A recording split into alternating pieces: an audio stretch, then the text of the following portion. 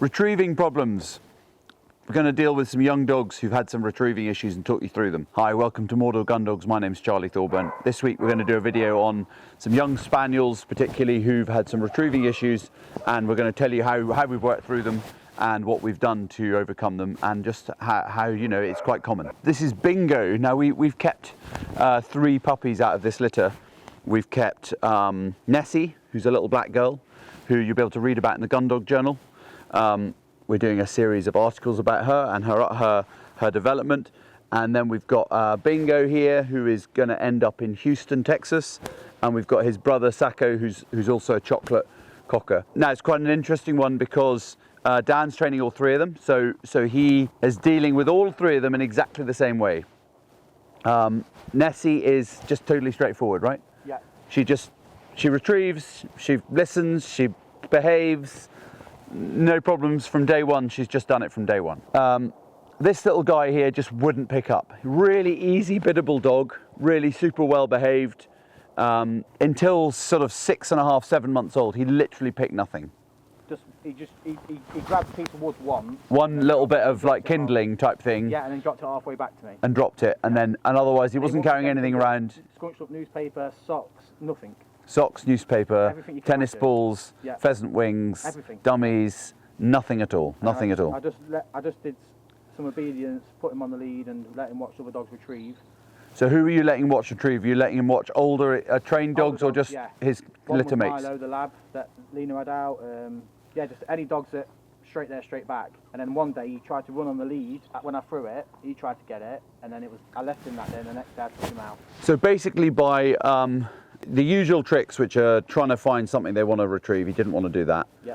So you just started to basically go down the kind of jealousy, boredom, learn from other dogs kind of route, which was just standing here, letting another dog retrieve a ball, coming back again, let another dog retrieve a ball, letting another dog retrieve a ball. And initially he just wasn't interested in even that. It was just kind of like... Yeah, he would just watch other dogs do it and he wouldn't care. So he wasn't interested. And then one day basically sort of tried to get the lead out your hand, took off after a ball. You managed to stop him. Yeah. Did you get hold of the lead, or you just went, what are you doing? No, he just went to the end of the lead. He went to the end of the lead, so he didn't actually drop the lead. No, okay, fine. Fine, but probably if you dropped the lead, he might have gone and got it. Probably, yeah. And then literally it was like the penny dropped. Yeah, the next day he picked a tennis ball, and then literally within a couple of days was picking rabbit dummies. So in terms of his other training, biddable little dog, easier to train, really easy little dog. Lead on him, didn't really do any, as you usually get. Didn't do any crocodile on a string, kind of leaping around, just walked a heel. Quite happy. Quite a biddable little guy, comes back when he's calls, etc. Quite responsive. And so do you think he's stupid? I think he's a little bit puppy still, yeah. You think he's a puppy? So it's just interesting as to the difference in between him and his sister, and why you like. It's funny, isn't it? They're just different. All from the same litter and completely different. Okay, so just show us him. Just show us him now. So you're still very much just making it fun, are you? Yeah. Bingo. Get out. So very much just letting him run in, letting him have fun.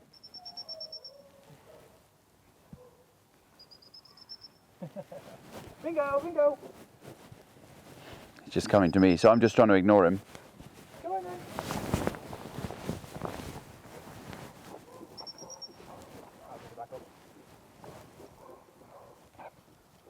Bingo.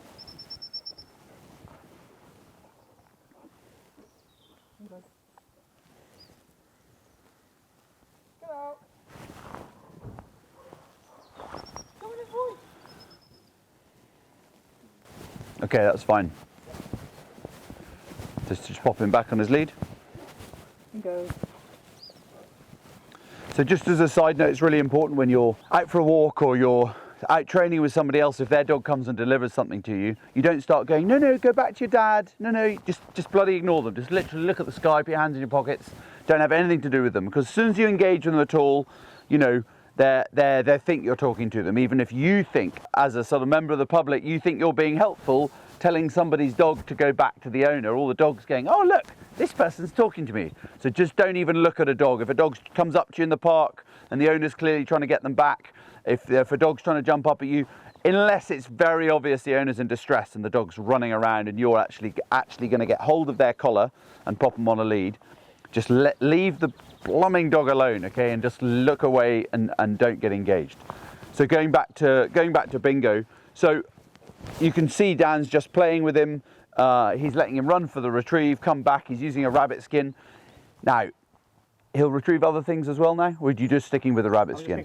Because he does it. So Dan basically thought, I've hit the jackpot with a set of winning lottery numbers. Why the hell would I want to change the numbers? So he picks a rabbit skin, he brings it back. He blipped on one because he brought it to me, but he picked it up. He just gave it to me instead of to you. But how many retrieves are you doing with him in a day? 3, 4? 3 or 4, yeah, don't overdo it. And how many would you do in a week? Are you doing it every day with him? Every day, probably 4 or 5 times a week, yeah. Yeah. Okay. So most days of the week you're doing something with him, and then as a side you're doing his obedience, but you're not combining the two. Yeah. So as a side you're doing his healing, his sitting and staying, his recall, off lead healing, all that sort of stuff. Yeah. But you're basically, when it comes to retrieving, you're putting zero pressure on him at all. That's it, yeah. And just not putting much pressure on him in general because he's a soft dog. Yeah. Okay, great. Do you want to go and get his brother? Yeah, of course. So when people message me or call me, I'm having retrieving problems, I don't like answering the questions, and the reason I don't like answering the questions is because there isn't actually an answer. Because there's little Bingo, who the first thing he picked up was a stick when he was 7 months old. He literally picked up nothing, not even a bone in his kennel. He's not a chewer. He didn't want anything in his mouth. It just wasn't his thing. So people would ring me up and go, I've got a 6-month-old dog not retrieving. You just have to let them be, let them have a good time, let them have their fun. Make sure that you're doing the obedience training. You don't put the training on hold because he doesn't retrieve. You just do your obedience training, you do all the serious stuff, and then anything you're doing with a ball or playing or with another dog, you're just letting them kind of get up to mischief, letting them do things that you wouldn't normally do. So Dan was just holding the dog on the lead, letting an older dog retrieve a ball. When the dog went to the end of the lead, he wasn't going, no, leave it alone. He was just like, no, Bingo, you come back to me. He didn't want to discourage that pulling behaviour, and then what he did the next time was he just thought, well, I'm just going to let him go. And he let the dog go and picks up. And then we've just got to play on that. We've got to keep going. Now, if he reverted back to not picking up because we know that his trigger was picking up because he saw another dog doing it, and we know that his favourite thing to pick up is a rabbit skin dummy, then those are the two things we would do. That's the thing we would go straight back to if we felt like there was a requirement to take a few steps backwards. But looking for an answer from a trainer as to kind of, how can I get my dog to retrieve? There's just so many little things you have to try, and generally we would always suggest you don't try outside where there's so much else going on. Try inside, in the garage, in the shed, in the house, in the kitchen, somewhere which is boring, but not in the kitchen when there's a whole heap of people there. So we've got his little brother. So this is Sacko. So as litter brothers, born in the same kennel, brought up in the same kennel, out in the same run, out training with the same person, doing exactly the same thing. The differences are, this one has always been a retriever. Yeah. From day one, he's quite happily picked a tennis ball, brought it back to you. But he's very soft. So your obedience with him is going slower because he's just gentle, bit scared of himself. So one of the things you've said to me is, once you've got Bingo's retrieving nailed, he's literally going to be just about there because his obedience and everything's coming on. Whereas this guy who's retrieving was brilliant or good from day one. His training is behind Bingo's because he's just a softer. The two dogs are also going to two different roles. One of them's going as a very much just like a retrieving dog, and the other one as a flushing dog as well. So the fact that this one's going as the flushing dog, even more so that we need to be careful. Dan needs to be careful not to put much pressure on him because he doesn't want to do just healing and sitting, and then the dog just wants to heal and sit to get that praise and reward. He wants to encourage him to run around in the undergrowth and do his thing. So just do a retrieve with him, just down the hill here, so we can see. Okay.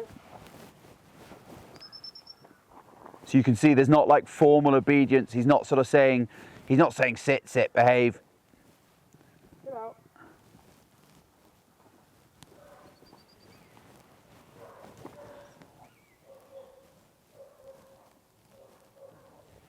Okay, and will he retrieve something else as well? Get out.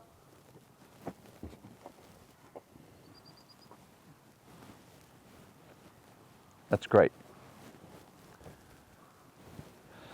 So Cocker Spaniels don't like sitting on their bum. So one of the things you'll notice, he doesn't give the dog the retrieve until the dog sits, just to encourage that sit, pay attention, look at dad. Now, he's not necessarily saying sit to the dog, he's just showing the dog that if it sits, like it sits down when it gets its food, it sits down when it gets a retrieve. It's kind of the reward for sitting is it gets to go. At some point, probably in the not too distant future, Dan will then start to what we call steady the dog, so making the dog wait for his retrieve, at which point that sit and look at dad becomes a sit and stay and look at dad. And that's the sort of the transition between this sort of puppy training and where we're at with this little guy and the next level of sitting and of being steady to his retrieve.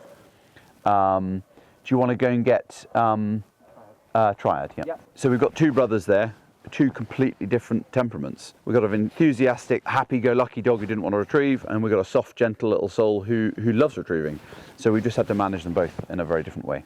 We're just going to have a look at another one just to give you a bit of another reference as to some of the other problems we see. Another little cocker here, this little guy is called Triad.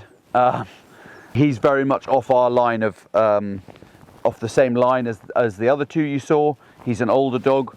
Out of this litter we kept 5 of them. So we kept a golden boy who you trained, Rufus, Yep. Who's a great little retriever, been out shooting.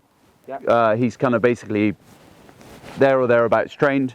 Never had any issues with his retrieving. No. Never had any issues with him at all, really, but he's a very soft dog as well, isn't he? He's a soft-natured dog. They're all quite soft, the boys. And this, what's really interesting with this litter is the boys are really soft, and the girls, I mean, one of the girls is a little minx, little smudge. Yeah, she's a great little dog, but she's a little minx. Yeah. And Tartu's very alert, much more switched on. The boys are definitely like a bit kind of goofy. Yeah.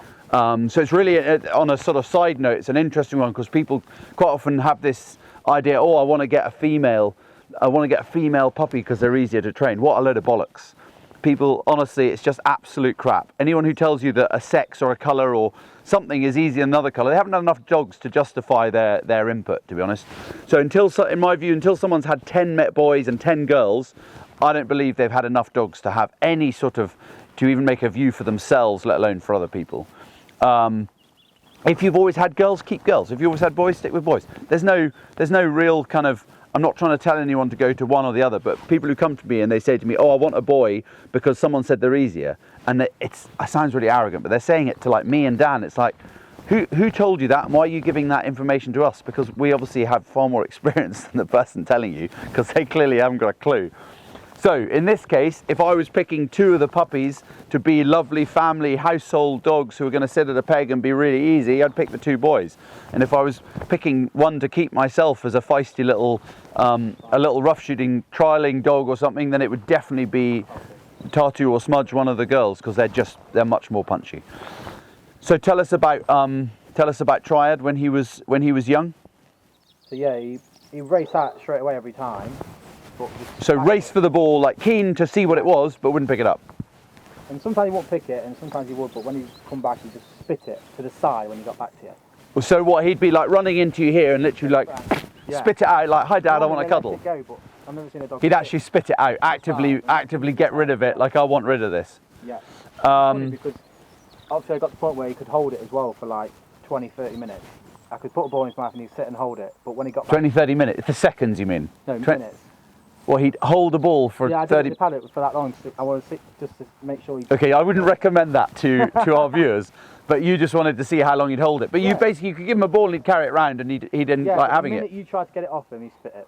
Okay. Every time. So that goes back to a kind of soft-natured dominance thing like we saw with the previous videos. Some people saw with Harris, the big Labrador, who'd basically had too much pressure on him. And anyone who's wondering how Harris is doing, there is a follow-up video coming for him, but that was basically too much pressure too young on him. Obviously you didn't put pressure on Triad here. No. He's just a softie, so you just realized that it was just a case of being gentle and encouraging him.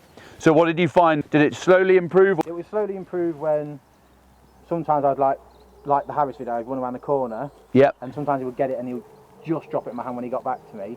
But then if I did it in the open, he would sometimes just spit it as normal. So almost like the pressure of seeing that you were there and you were going to take it forced him to drop it. But if he didn't know where you were, he was distracted, he wasn't thinking about He wasn't thinking about what was happening. And my back to him and everything like that. He would be like, look what I've got, and then, or where are you, where are you, where are you? And oh, I happen to have the ball in my mouth. Yeah. So these little subtle like body language, behavioural things that we do as trainers to kind of, basically, it goes back to one of the things I've said regularly. I've always said dog training is a con, and we're not conning you, the viewers. We're conning them. We're conning them into believing they have to do it. Because basically, if we let him off and he wants to run off into the woods, there's absolutely no chance I can catch him. And I've got a sore back, and the cover's sort of 2 feet high. He'd be off and he'd be gone chasing things, and he'd come back when it suits him. But we con them into believing that they can't do that. We con them into believing they want to be with us. We encourage them they want to be with us, and so it's all just sort of playing little games with them in a sort of in a way that they don't really know that we're going around a corner, so they come and find us rather than when they're standing there with our hand out, they see our hand and they feel the pressure, or of coming to the retrieve, or they come towards us and we've got our hand out and they're like, I don't want to do that, because they're little sods, like Smudge, his sister. Yeah. She'd be like, oh look, Dan wants this, I'm going to go the other way. Yeah. Whereas he'd be like, oh Dan wants it, I don't know what to do. You know, they're so different, and that's interesting. Something that we were talking about the other day as a team. You guys met someone who'd got through quite a lot of dogs to run in a competition. Yeah. They'd got through a number of dogs before they'd found the dog that they were going to win with. Yeah. Whereas in my view, that's not a dog trainer, that's someone who likes running in competitions. Whereas as a dog trainer, you're taking what you've got and you're turning it into the best it possibly can be. And that's kind of more relatable probably to most people watching these videos, because you guys aren't going to get rid of your beloved family pet, even if it's a pain in the ass, but you are going to have to just push through and work to the best of its ability.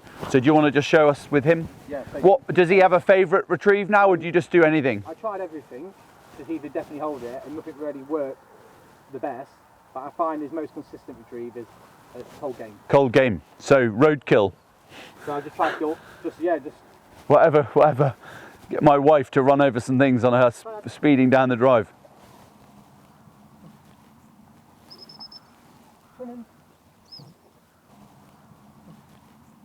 Oh yeah. Get out.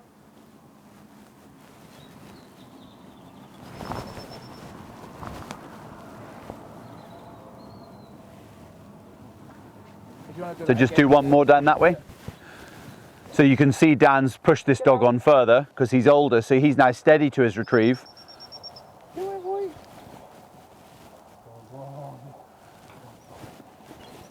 Lots of fuss, lots of praise, and you see he loves it. So some of the things we would be looking at now is as I'm just going to go down because I've been driving all morning, is when a dog like this brings a retrieve back, one of the things he might do is he might go to grab it out of Dan's hand. So if you just hand me, pretend I'm the dog, okay, just take the retrieve out. I've got the retrieve in my mouth, Dan comes to take it. What a common thing for a dog to do is to then do that and try and pluck, like they'll jump up and try and pluck the retrieve. Now, if Nike did this, so Nike's one of our sort of really, really awesome girls, she's a bit of a handful. If Nike did this, I'd be like, what are you doing? I'd be aggressive, assertive with her. I wouldn't be kind of like, no, don't do that. Like, no, don't you do that. I'd be very quick to knock it in the bud, because Nike is one that would take advantage. If I let her do it once, she'll do it again and again and again, whereas I knock it in the bud. And I just literally mean by clapping my hands like that. Okay, so as she does it, I'd be, leave it alone. So she goes, oh shit, there's a consequence. And that is all the consequence is generally, that I'd stop her in her tracks. If this guy did the same, I would go, right, next time I take that off him, I'm just going to be very careful so if you just give me the retrieve back again, I'm going to be very careful that as I take it, I put my hand in the way so that he jumps up, he gets my hand, and then he doesn't get a positive from it. But I wouldn't be telling him off for it, because then he might revert back to going, oh, I'm not sure. So the next time he comes in a retrieve, he'd be kind of going, oh, silly, silly, silly, but keeping that distance. So again, these are why all these little things, it's really hard when people say, oh, is there a book you should read, or is there some course you can follow? They've all got their little quirks, and if your dog is that, sit at the front of the class, pay attention dog, then yeah, you can follow a book, you can follow a course. But generally dogs aren't. They're just not like that, okay? So there's no substitute to having someone actually who knows what they're doing look at the dog, because all these kind of rules that are set out in stone just often don't work. So Triad's gone from being running out after the ball, pretty keen to run but not to pick it up, to running back with the ball, spitting it out when he sees Dan, to gently, slowly encouraging him into it. Now he's got a consistently good delivery with a partridge. And ultimately, what I've found in the past is if you do too much with game, they sometimes will just be dogs that only pick game. But ultimately, that doesn't matter if that's what they're going to be their job. We're not looking to compete this dog. We're not looking to do anything with him in terms of tests or anything. So if he doesn't want to pick a dummy, it's not the end of the world. But what I think will happen is when he builds up his mojo, he goes out working a little bit, picks a few more bits more game. Next season, when we're doing our demonstration training and he's sitting there with half a dozen others, watching them retrieve the dummies, he'll go, I want one of those, because there aren't any partridges around. And that's an advantage that we have over other people who've just got one dog. Like my original Springer, Moss, he went off retrieving dummies altogether because basically I was like mad keen, as Dan can probably relate to, and I was doing loads and loads of retrieves. And age 3, the dog was like, oh God, more blooming dummies. And he just stopped. And he did loads of shooting, loads of work, like he was doing 100 days a season. So he was really busy. So dummies were just like, ugh. And then as soon as I got another dog, he was like, well, I'm not bloody letting him have it. And suddenly he got his mojo. That I also took him in the field as well, with like 2 or 3 other dogs. Make sure he was a bit further in front of the dogs behind me, through the retrieve, and if he got it first, he would just constantly keep hold of it. Yeah. But obviously, as soon as I tried to get down, he'd let go. But the competition with the other dogs around him. Competition definitely does help. Yeah. Not with all dogs, because with Harris, for instance, the competition just meant him wanting to go and try and sniff them and probably try and mount them or whatever. But yeah, again, it's all these little, just seeing what works and trying it, but managing it to our own success. So you can see Triad now, he's a nice little dog. He's got he'll pick a partridge, he'll do his job. So he's basically, he's not fully trained yet, but he's ready to start going out on a shoot and work. And then who knows, next season we might see this handsome little chap in our demonstration team if someone doesn't come along first and snatch him off me. Hey buddy. Hey. Thanks all for watching. Remember, you get out what you put in, and we'll see you all next time.